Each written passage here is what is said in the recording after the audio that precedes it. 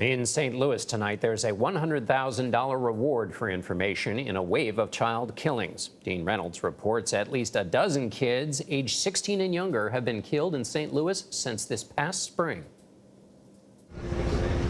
There's a new and heartbreaking fact about homicides in this city.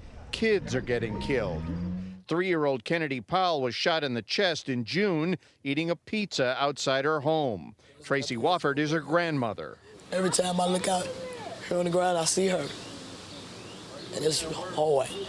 Kennedy was one of at least 12 children under 17, 6 of them under 11, who've been murdered here since April, at least a threefold increase over all of last year.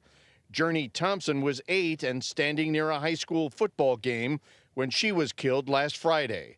Rashid Thompson is her father. When all this clears up, I want to take my 2 youngest kids and I want to move out of town. I can't see myself wanting to be here knowing this is the city that my daughter was murdered in.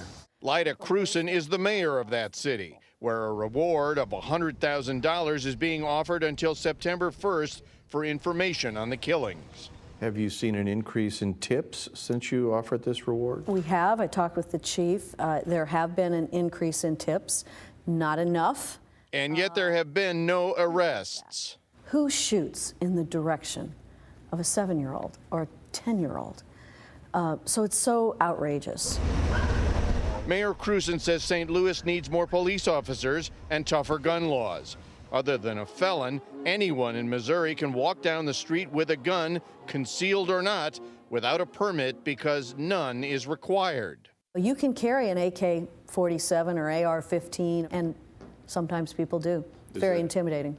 James Clark is an anti-violence activist. Now the mentality says whoever's with you, they can get it too.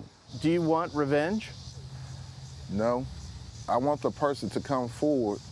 If you can take my daughter away from me, be man enough to come forth and say you did it. You hurt our whole family. Today, Missouri Governor Mike Parsons rejected calls for a special legislative session to deal with the violence here in St. Louis.